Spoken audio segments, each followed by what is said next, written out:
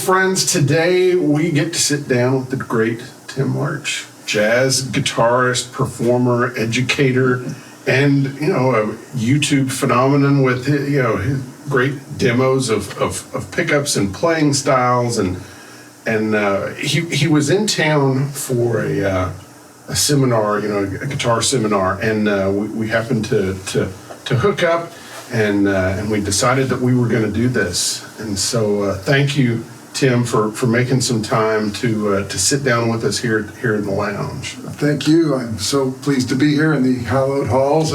So many of my heroes have sat in this seat, and I'm really happy to be here. When we met for the first time in person, you said that I was much bigger in real life, and because of that, I'm not gonna give you the easy interview. This is gonna be. I've got a little bit of an axe to grind. All right, so, come on, baby. Yeah.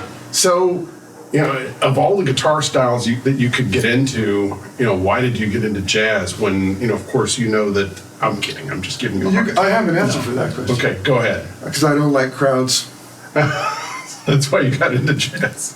I'm uncomfortable around people. No, but seriously, what is it that got you into jazz? Because, most people would get into the Beatles or other things, and then they would kind of make their route. They somehow they get pulled into jazz. So what pulled you into jazz? I just loved it. First time I heard, Charlie Parker, my brain exploded. I really felt hard for Art Tatum and Tiny Grimes. I heard jazz guitar in the form of Tiny Grimes. I bought this record. I don't know exactly why. I was probably 15 or maybe 14 years old. I'd been playing guitar for a while, and I liked pop music and blues, and I really liked the Beano album and, all that stuff, Layla record and those things.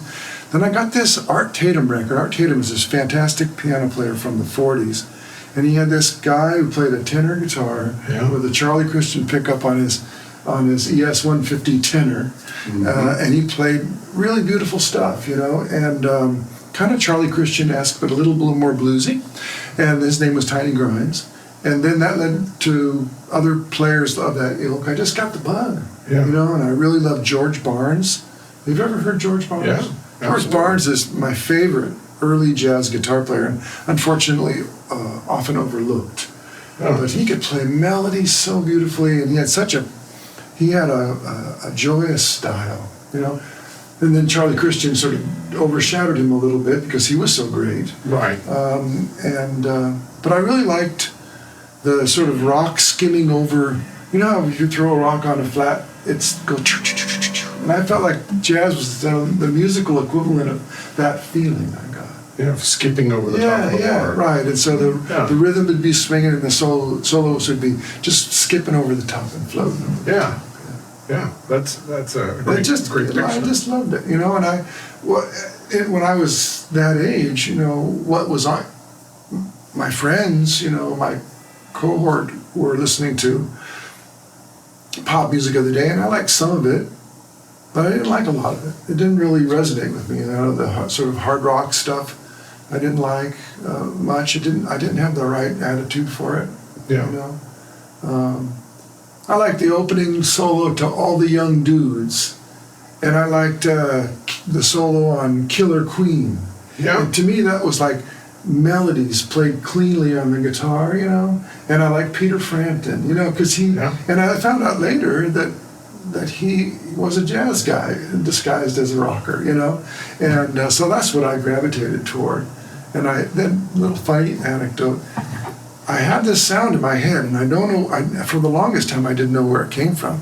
And then I watched a rerun of the Beverly Hillbillies, which I used to watch very religiously when I was about, I must have been 5 years old. And then Ellie Mae, you know, comes on the scene, or they open up the doors to the mansion, and you're something like,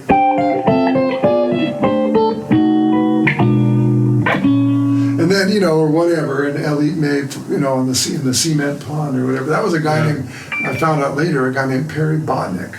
Yeah. And he played beautifully. But I didn't know what it was at that time. So Perry Botnick, unknown guy, really great guitar player in the Beverly Hillbillies.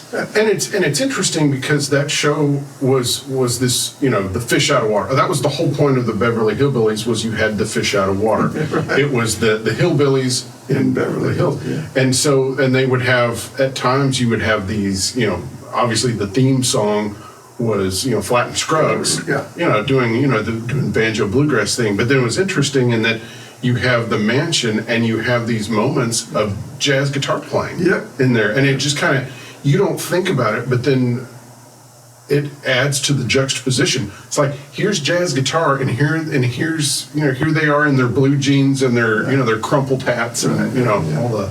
Yeah, you know, Perry Botnick did it for the first 2 years, and then after that it must have been Howard Roberts and maybe Tommy Tedesco and maybe even Barney Kessel or other guys like that played these little cues. Yeah. And they were just these, you know, what a jazz guitar player. Say, give me 30 seconds, you know, Howard, and he would go, you know, play a little chord melody or something. Yeah. And I've noticed that you mentioned George Barnes, who was another one of the jazz players that played with a clearer, brighter tone, especially for the jazz guys that tended to have the really thuddy sound. He had a really clear sound where you could really hear his chord voicings well, and everything kind of was clear. You know, I don't know when that dark thing happened, but Charlie Christian had a slightly dark sound, but all of those early guys, many of them had a relatively bright sound. Howard Roberts had a bright sound in the 60s. Before that, Wes Montgomery certainly had a fairly bright sound. He had quite a bright sound, then he's toned it down. I'm not sure when, maybe with the prominence of Jim Hall and certain of the darker players, but I've always liked to hear the angels singing. Yeah. So I don't use flat wound strings, I use round wound strings, and I have a relatively bright sound, not hugely bright, but I mean, I can make it bright on this thing. Yeah. So I guess that kind of gets us into the whole, you know, Telecaster thing, which, you know, there's this whole, you know, now there's this whole, you know, kind of school of jazz Telecaster players. And, you know, I guess it goes back to, you know, I guess Ed Bickert would probably be one of the first that was really doing, you know, because of course you had the jazz guys that had a Telecaster that would use it on rock and roll dates. Right. But then the studio guys, you know, Barney had one, Herb had one, Howard Roberts had one. John Collins was given an early Telecaster to play with Nat King Cole, and it didn't last very long. I don't think there's any film of it. But there's a picture of him holding it. Is that the one that's white with all the gold-plated parts and everything? Yes. Yeah. And of course, there's Jimmy Bryant, who was ostensibly a country jazz player, and he used the early broadcasters from an early time. But yeah, the Telecaster, funny little thing. Didn't catch on in any of those worlds really in the 50s. Yeah, it took a little while to catch on. But so you have kind of, and it's amazing because it would be easy to lump into where it's like, okay, these are the, you know, Telecaster jazz guys, and they all sound the same. But they don't at all, because there's a huge difference between the way Ed Bickert versus Bill Frisell versus Julian Lage versus, you know, all these other cats. Yeah. I mean, and then the hybrid cats too, like Jim Campolongo can play jazz. Yeah. He doesn't, but he's a jazz inspired and influenced guy, and he's a straight up, telly guy. Yeah, it's going to bend the neck and and I mean, there's lots of guys who are just more comfortable in the Telecaster, regardless of what style they're playing. But you're right; it's not a guitar that gives you one thing. Yeah. We know that. You're the Telecaster maven of the world, and you talk about it a lot. And I do. I'm fixated on it. I'm obsessed. Oh, and one of the characteristics, I mean, you can often tell a Telecaster when you hear it, but it doesn't necessarily predict a certain approach. Right. I mean, there's plenty of great rock and roll records that have Telecasters. Lord knows there's, country things and R&B. And the R&B R&B is probably the first place they really caught on. Yeah. Because that was an audience, the players were willing to gravitate to it more because they weren't worried about, they wanted to make a statement. Yeah. And they weren't so worried about being, compared to the guys that had arch tops that were called it a boat paddle or something like that. And tonally, though, to fit into a big, the Philadelphia sound or even earlier, these really richly produced records, you needed at least this.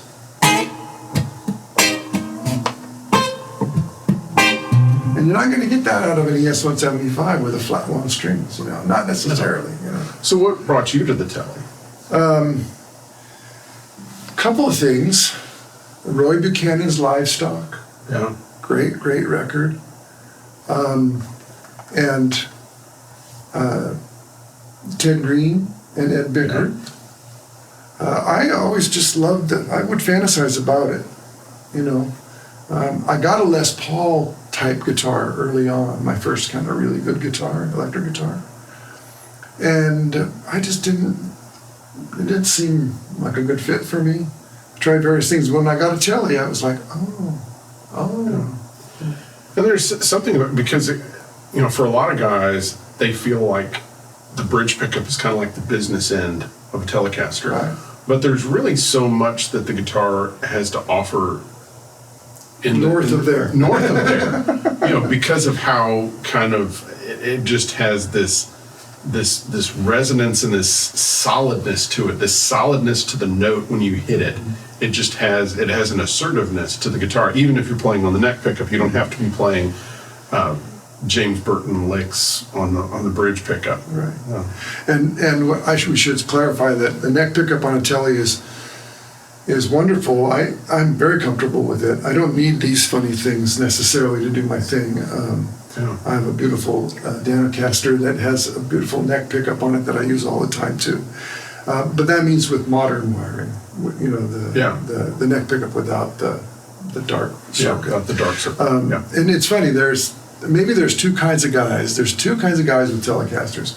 One guy sets the amp up so that it sounds good with the bridge pickup. And then the neck pickup is a compromise. Right. Usually. And then that's why we hear things like, wow, the neck just sounds so whatever. Yeah, because they made the back pickup sound really good. Yeah. But notice I call it the back pickup. Yeah.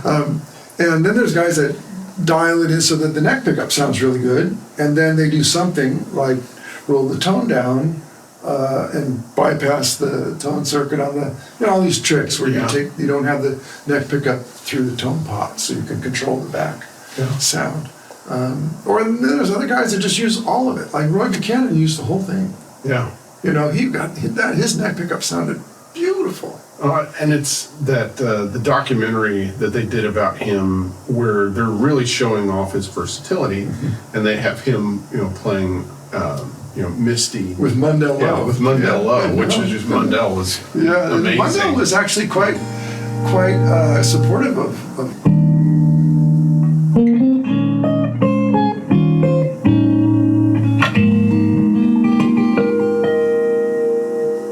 Shout out to Misty. Yes. Earl Garner, yay. Yeah, and Lenny Bro. Oh. Because isn't that where that kind of harmonics thing comes from? Doesn't it come from him, or does it come from... there's a little story that he told me, is that he had heard Tel Farlow play this way with a pick between the second and... he would put a pick here, and then he would touch... on single notes. Yes. and play bebop solos that way. Yeah. And so then he heard that because he loved Tough Farming. Then he heard Chet do that, Yeah. which is what I call pairs. He turned a sixth into thirds just by doing this. Right? But he didn't do the rippling. I think Lenny is the one that did the rippling, this one. You know, that sort of. And I learned it from, I think the first thing I learned it from was a Guitar Player magazine thing. Then I met Lenny and he showed me other things to do with it. And then Ted Green really took it maybe at least as far, if not further, than Lenny. And he showed me some things to do too, like the chime chords. Where you just make an octave out of the bottom note and it makes an inversion. So this chord becomes this chord. And you just do it on the.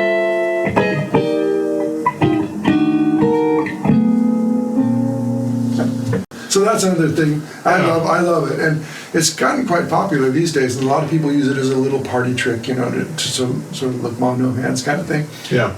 And so what I've taken upon myself is to try, and as best as I can, to just incorporate it into the whole flow of the music, and not have it be something special or even really noticed. Right. Except for how beautiful it is. Because it is a nice thing, you know. Yeah. You're holding down a chord. Let's see, you say.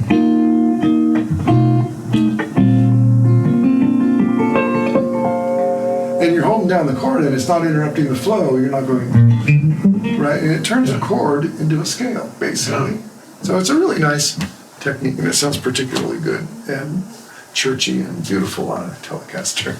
It does. It really. But Yeah. there are some guys that do it really, really well, and it's always beautiful to hear. And again, that's one of the advantages of the guitar is it really has an assertiveness to it, and notes kind of ring out well. They may not be as warm and mid-rangey as something as you might get otherwise, but yeah. Yeah, mid-range is tricky. You know, mid-range cuts through mixes, and that's often why we like those kinds of sounds. But for a solo guitarist, I like it softer in the mids. Yeah. It's a little more forgiving, and I like the melody to stand out. I like the bass to be warm, and I don't want the middle voices to be overpowering sonically. Like I might play something that has.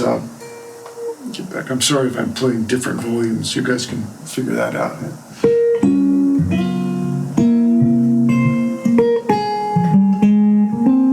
So I'll play that kind of a.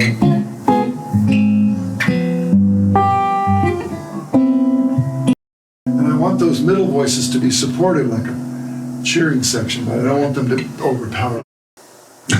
So one of the things that's really daunting, like there's a lot of people that are watching you play right now, and it's like you are speaking in a foreign language. And I'm not talking about what you're saying, I'm talking about what you're playing. Yeah. Because a lot of guys, maybe they come from a blues or an R&B or a heavy metal or whatever kind of background. So the guy that's wanting to learn, like, let's just take chord melody. Okay. And what would be kind of like the entry into chord melody where you're like, I'm a guy that either you're a country guy or I'm a guy that's playing power chords and stuff like that. What do you feel like how do you get started into chord melody, like in the most basic kind of way? First of all, listen to music that you can play that way, whether it be the Beatles or Cat Stevens or Frank Sinatra or a jazz tune or not, right? So I don't really think of it. The word chord melody is a little bit of a misnomer because it suggests that everything's about chords and the melody sort of stacked on the top. I just think of it as playing a song by yourself. Okay, let's change that then. Let's say solo guitar. Yeah, and I don't mind chord melody. It's not wrong. Everybody knows what it means, Right. So solo guitar, unaccompanied guitar, and playing a song. So, you have a song that seems like it would work.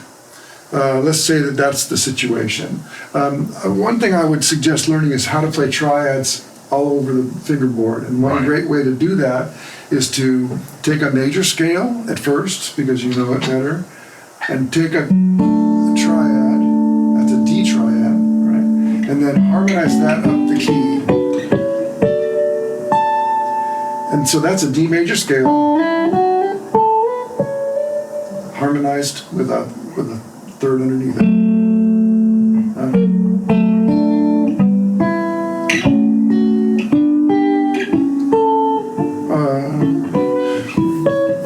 And then maybe make some melodies around that, like.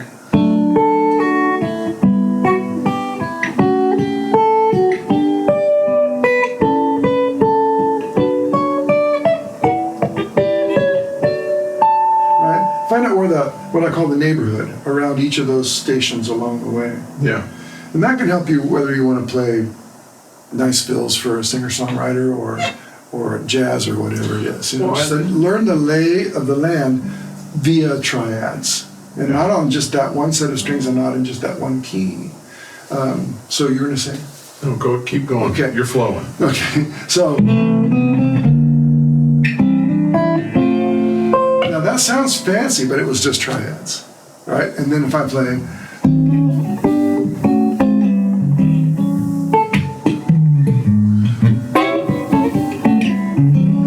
that was also triads. So it doesn't have to sound all fluffy like the first thing I did. Yeah. You know, and you can learn about voice leading.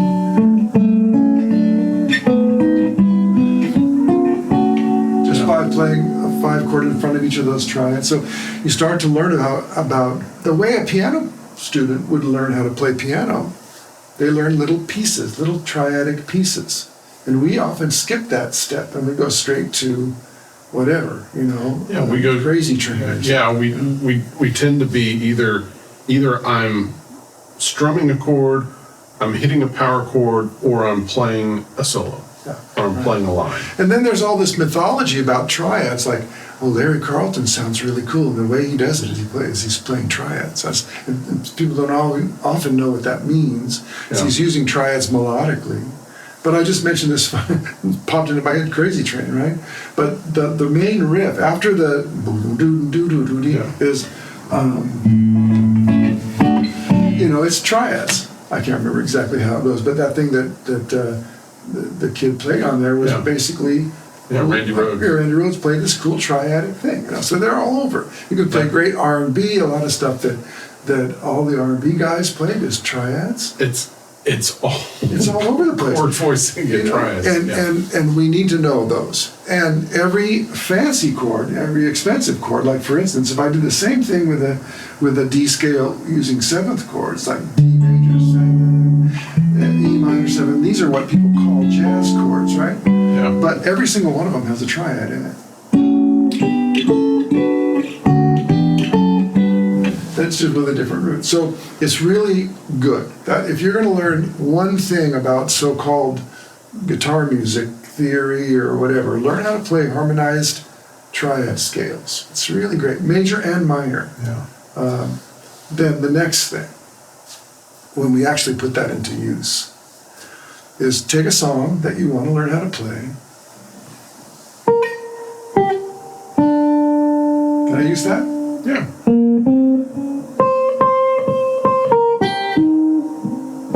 I'll just play that much of it. So you want to learn how to play Misty. It's a great song. It's great to know. It's a good solo guitar. Most people know it. So you learn the melody on the top 3 strings.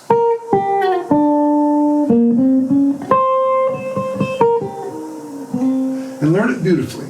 So if you were a saxophone player or somebody singing it or whatever. And then the next step, make a duet out of the roots of the chords. I'm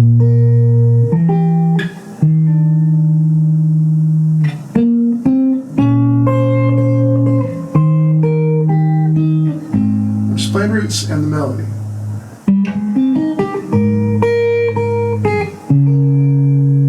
It's like I'm playing chords, but I'm just playing the outside too.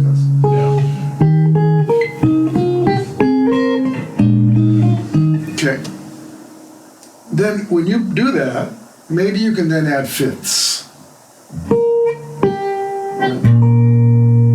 I'll put a flat fifth.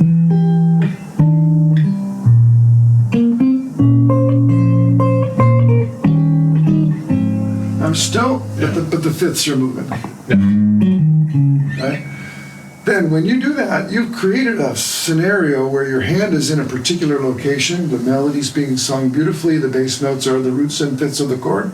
Then the cheering section is if it's not right under your fingers, you can't do it. So you say, okay, let's fill in the middle. And I was already doing that, so why don't I just put the rest of my fingers down and play that chord?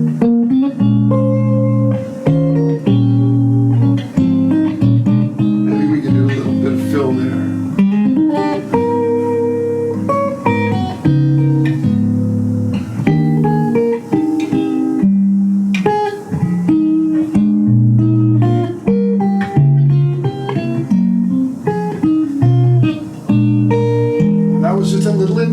To get where the melody sort of stops.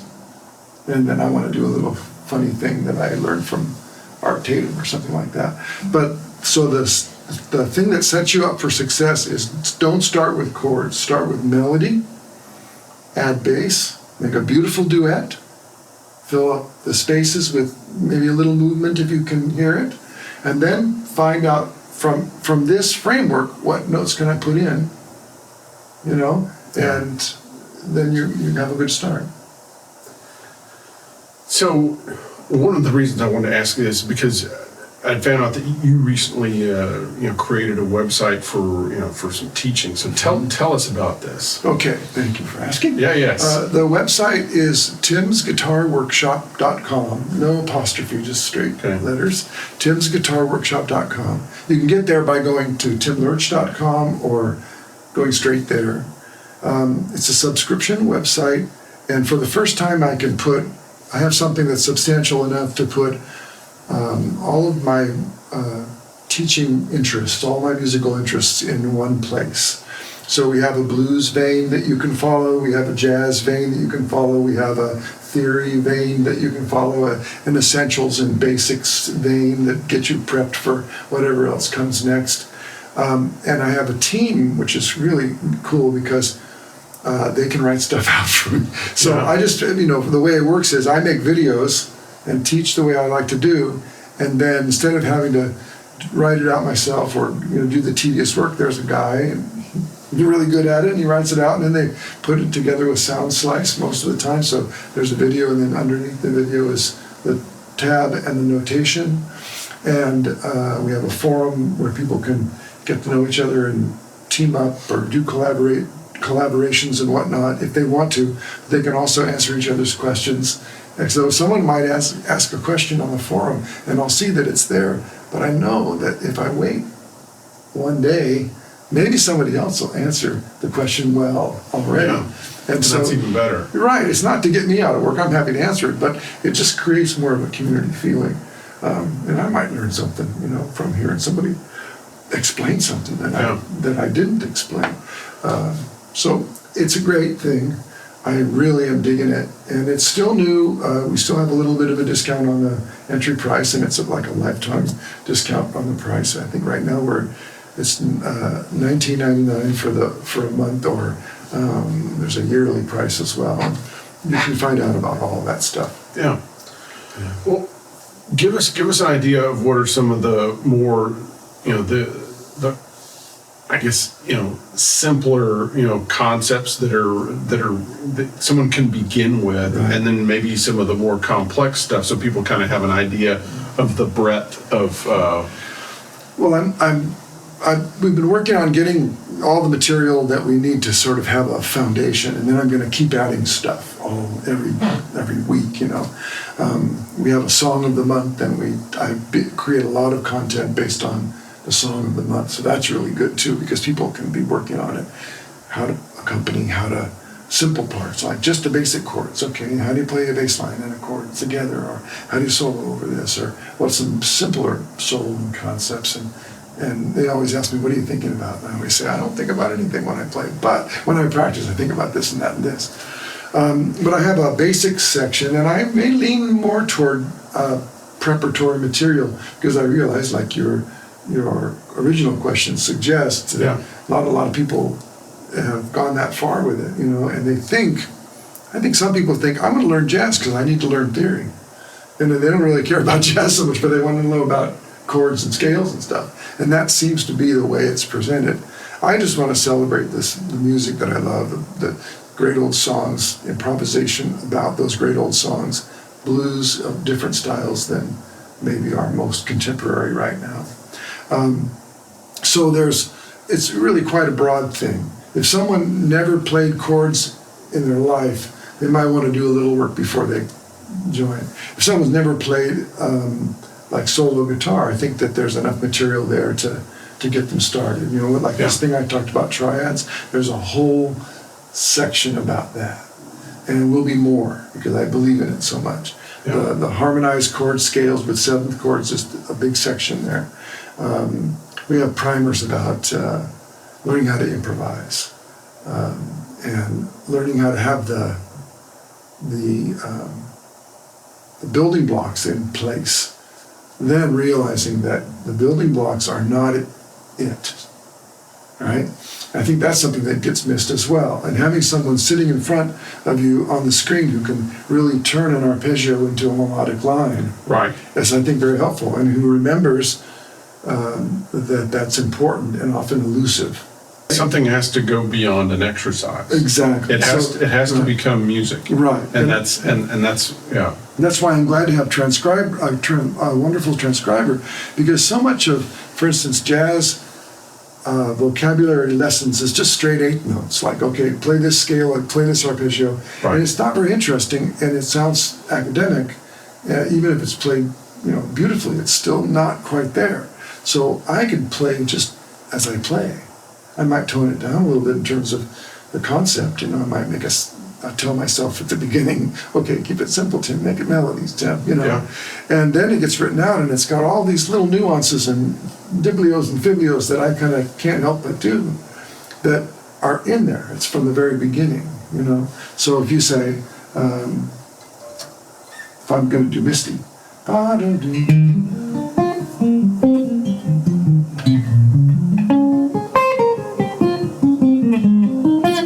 now that's okay, but it's not how I play. So I might say, take this, right, an E flat major arpeggio, and play.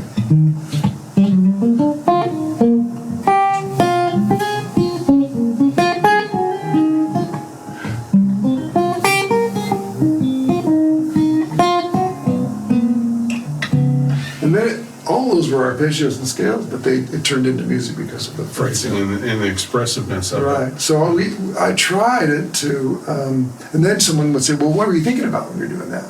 And then I get a chance to explain what I wasn't thinking about, what I might have thought about while I was practicing how to get there, and all those kinds of things. And so it's an organic thing, and I'm in it, so I'm not just posting something once a month and then leaving and coming back. I feel like I want to be in it, in the mix with everybody.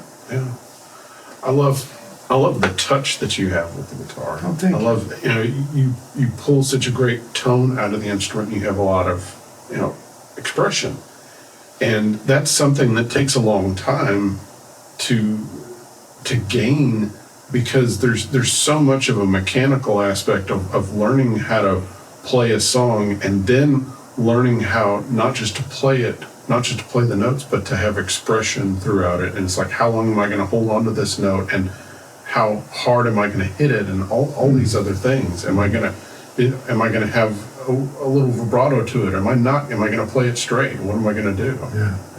I equate it to singing. And the other day we were doing a fun thing, a workshop, and I whistled a little melody to the guys. And I said, when I whistle it, you whistle it back to me. And I whistled a little, kind of quasi-jazzy little phrase, and they whistled it back.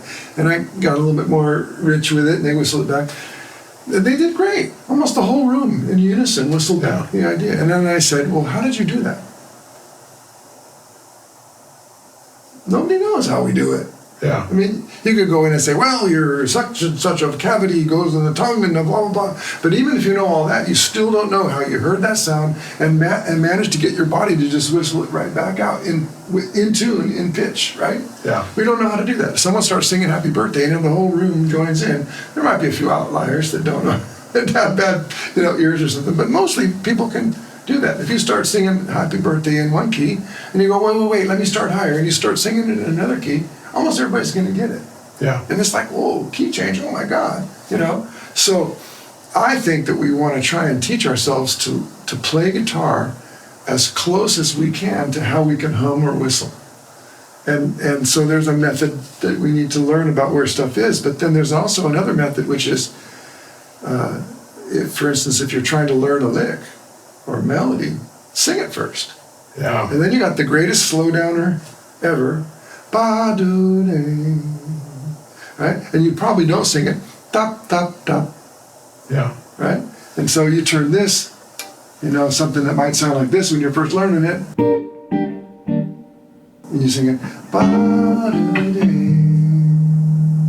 You know, and then it's musical. It's more musical because we've been probably singing longer. A lot of musicians don't believe they can sing. I can't really sing very well, but I sing all the time, you know? And we earlier, before we started, we were singing. It was fun. You know? So thank you for noticing that. And what I really just try and do is make these things go beyond the mechanical, or at least take the mechanical toward ever closer toward the musical. You know, and I don't use fingernails, so I use flesh. I sacrifice speed sometimes, although I can do okay, you know, fast tempos with just my fingers. But I really want to make every note have some personality and its own volume in relationship to the other things. And so I put a lot of energy into the right hand particularly.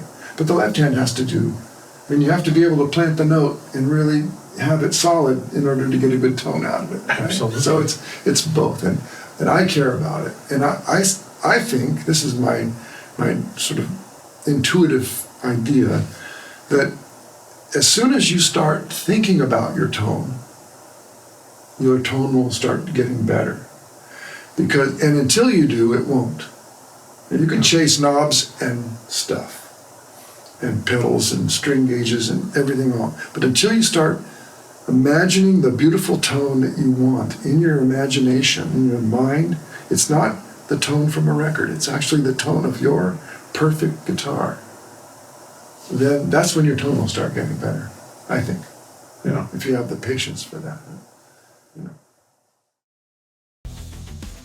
Truetone is an absolute leader when it comes to power supplies. The new expandable one-spot pros from Truetone are available now. Truetone.com.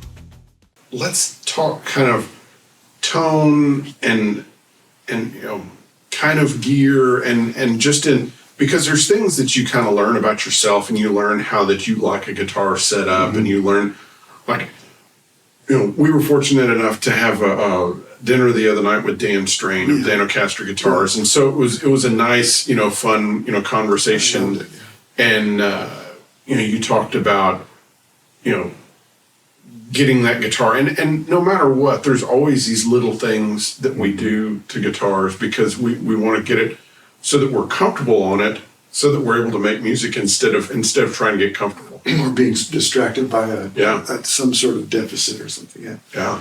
Well, I have a recipe for the external, and I have a concept, at least, and a philosophy for the internal. Yeah. And try to find a way for them to meet. So on this guitar, this is a Fender custom shop Nocaster from about 2000. It started out its life as a closet classic, and I've been chipping away at it ever since. I love this. There's some wear kind of on the upper back side that's really nice. This here? Right there. Yeah, yes. that's just chipping. But it's black because this is my solo guitar. Yeah. And it's a black suit that turns it that color. It's on the back and stuff, and it's all checkered and stuff.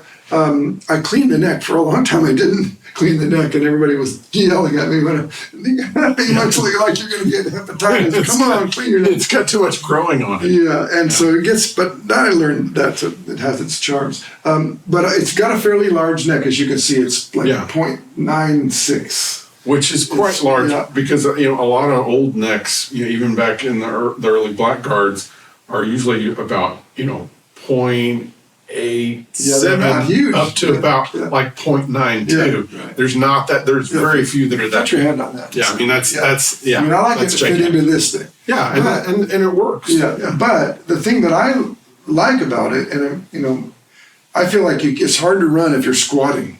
Yeah. So I figure opening my hand up and having a little distance between my thumb and my fingers helps me to do what I do. Also, I like it so that it doesn't change size very much as it goes up. Right. So it's not highly graduated, it's subtly graduated. And it can't really get that much bigger when you're starting Right, at, it's at about- like 0.96. yeah, it's about- Then you might get up to 1. Yeah, right, you know. it's about Yeah. 1. Yeah. Yeah. So that's the first thing. I like it, and I like the neck to be very straight, and I like the action to be quite low, but I use 12, 16, 20, 38, 30, whatever is on this thing. It ends with a 54. Okay. So it's the D'Addario set that has a wound G, but at 12 to 54. It's just regular round wound strings because I like this. There's something about this kind of sound that I just love. Yeah. It's not boingy, Yeah, and the angels are singing, but it's not. The flat ones, especially the bass strings, they feel good and they sound cool, but for rich harmonic stuff, they don't have it.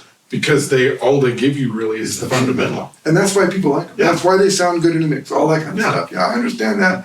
I never really liked them. I tried them for years. So, relatively close action. I mean, is that close action? Yeah. Yeah. Then these pickups are Lawler Charlie Christian pickups, and they're wired so that they're similar in wiring to a Stratocaster. So right now, because of the noise, Nashville's kind of a noisy town, you know. It is. They've got some funky wiring around Yeah, I here. don't usually have this too much trouble, but I put it in both pickups on so that it's hum canceling. Yeah. And it's not quite as quacky as a Strat, but it's a little bit of that. Yeah. Which the Harmonics like it, because the Harmonics don't like it when you only have one source. They like it when it's for two sources. And this is the Lawler BS, which I think is basically the guts, similar guts. And then on this guitar, I have a pull pot, which I can get all three together, or the outside too. Yep. So if it ever needs to sound more like a Telecaster. And it's in a whole range of tones. There's videos on YouTube that have me demonstrating all the different tones. But that's my thing. I usually use a Princeton. We're playing a beautiful Headstrong little King, and it's a great sounding amp. And I try not to play too loudly because there's something happens that most people like where something extra comes in. There's an extra, mojo in the soup that you get when you turn the amp way up. Yep. I find that to be a little distracting for me. Yeah. And so I prefer to play quieter, but I can crank it if I have to, Yeah. on a blues gig or whatever. I love that. And like fret-wise, do you like bigger frets, small frets? These are StewMac mediums. Yeah. 0.052 is the number of them. And I like them because they're bigger than the flimsy ones that come on the guitar.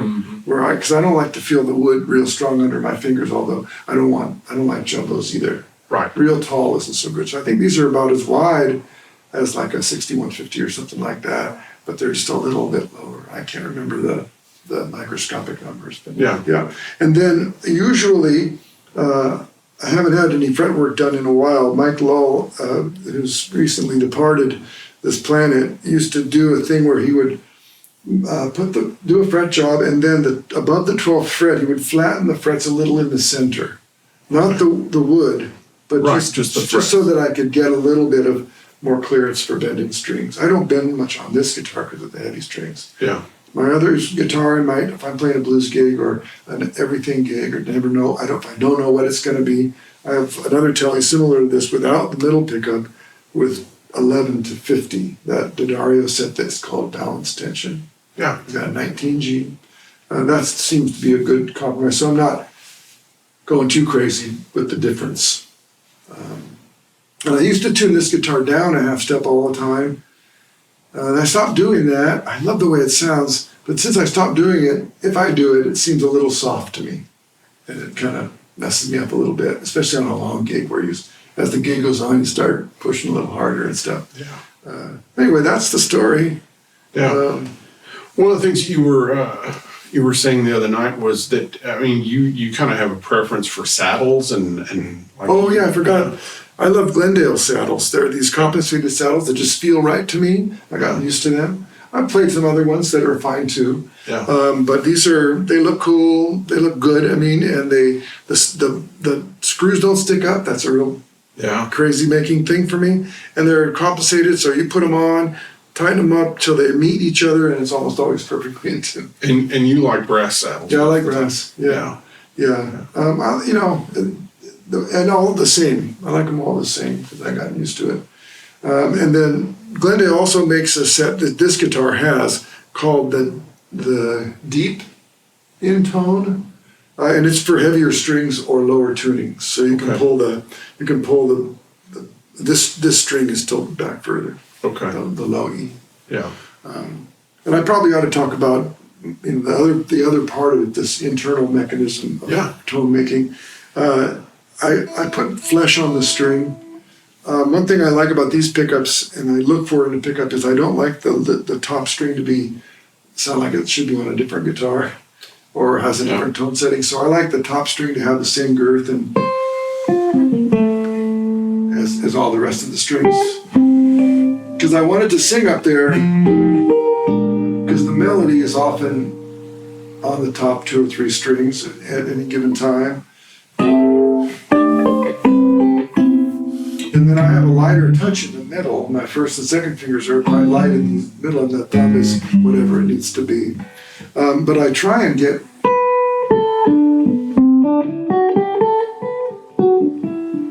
even out of a thinner sounding setting, I like to get a nice round tone, and I get it by kind of planting the flesh on the string and pushing down rather than whacking at it or hitting it with a nail or something. So if I play,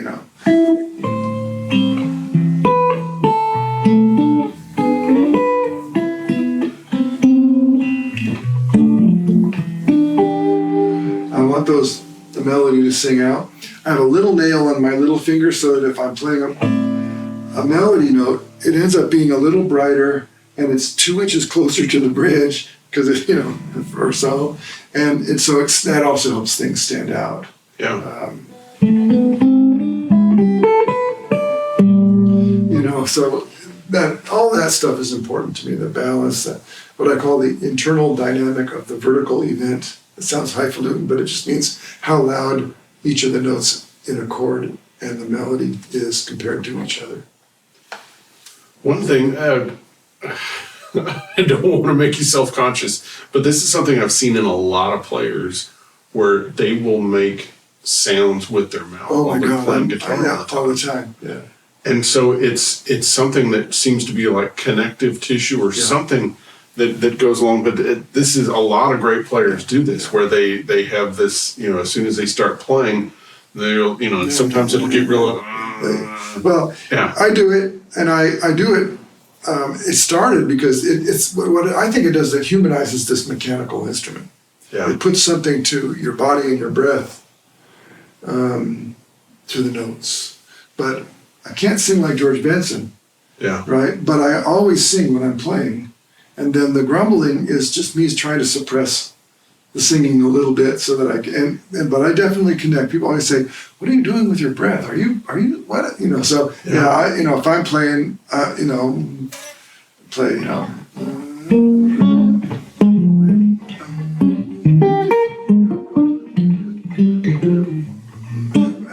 and it's connected to the music. It's not just sort of random. No, it helps me phrase, so I can't sing beyond the capacity for breath. I don't hold my breath. I stay relaxed. I stay in the moment. And I also have I love Mose Allison. And you could hear him. He'd say, "And this is how the day dance. Sun is how to the song." And for me, that's just something romantic that I do. But you're right. You notice it, and I think it helps. Yeah. I also think that you can't think too much when you're doing that. I think it helps keep you focused on right. what It keeps you your body need. in it. Yeah. And I tend to, some guys are very still. I got to play with some people who are wonderful players and they'd hardly move a muscle. But I'm always like, grooving and moving and not to the point where it distracts me from this action, the activity at hand. But I'd like to feel it, and I feel if I'm not feeling it, chances are you're not feeling it. Right. So, Right. We have to hit on this. So you don't really use a plectrum a lot. I do. Right. I play. Okay. I play in Pearl Django. I play with the pick almost all night. Yeah.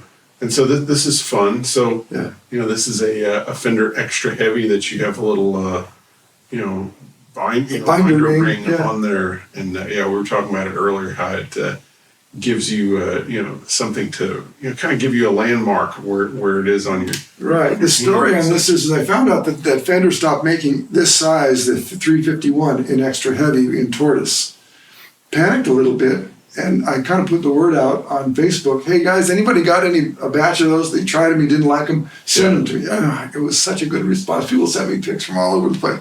But then I realized that I had a jar of picks, as we all do, that had been retired because the logo, the embossed logo, had worn off. Yeah. And I always put my thumb on that embossed logo. And I thought about it for a second, and I realized I could put something on there, and I decided that these binder rings are, by the way, that's magic.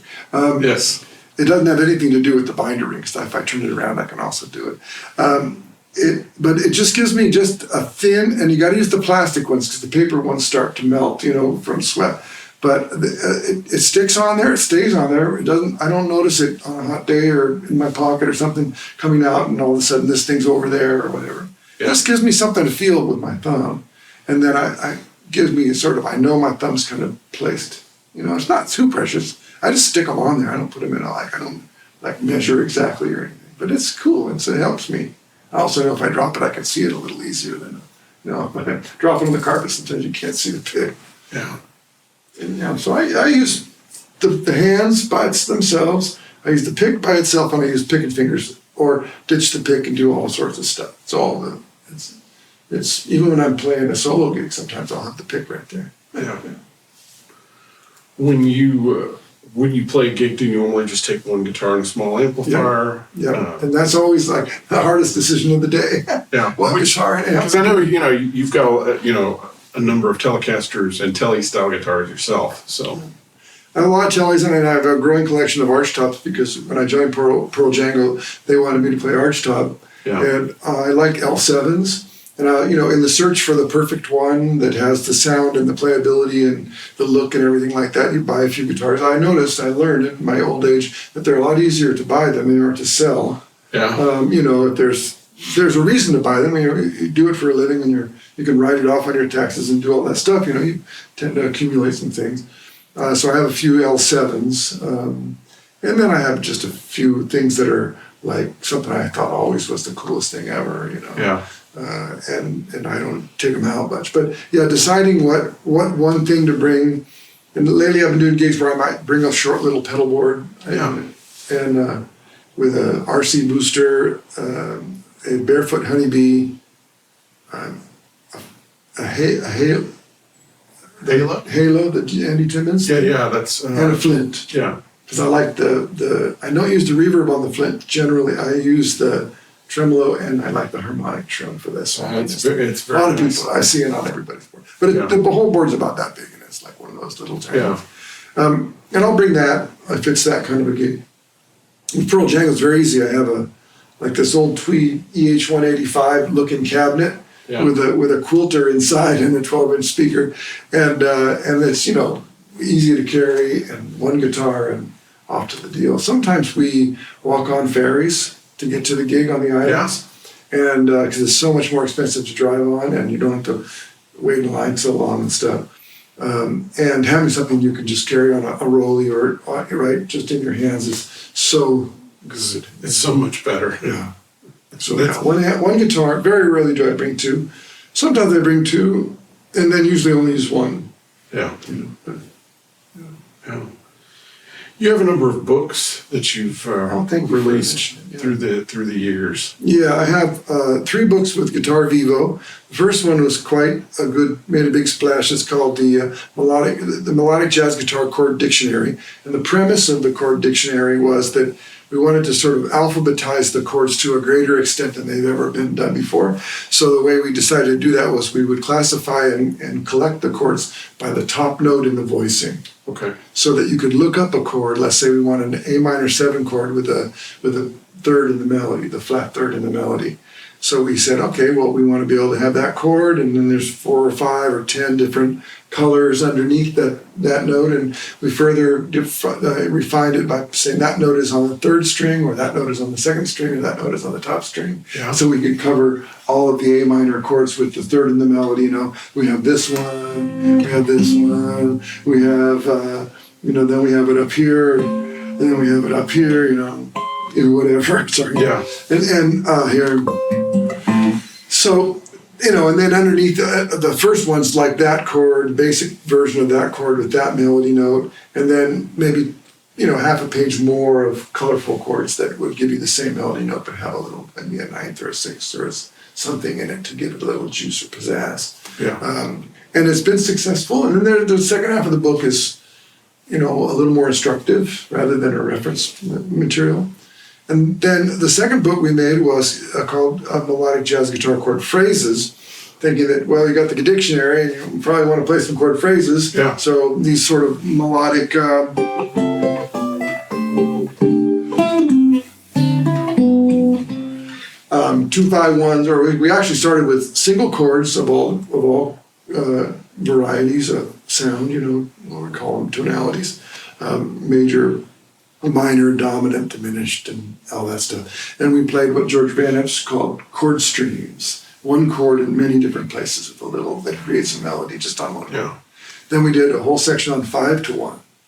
Then we did a whole section on 2-5-1, and then 3-6-2-5-1, etc., etc. Intros, outros, parallel harmonies, sort of these kinds of.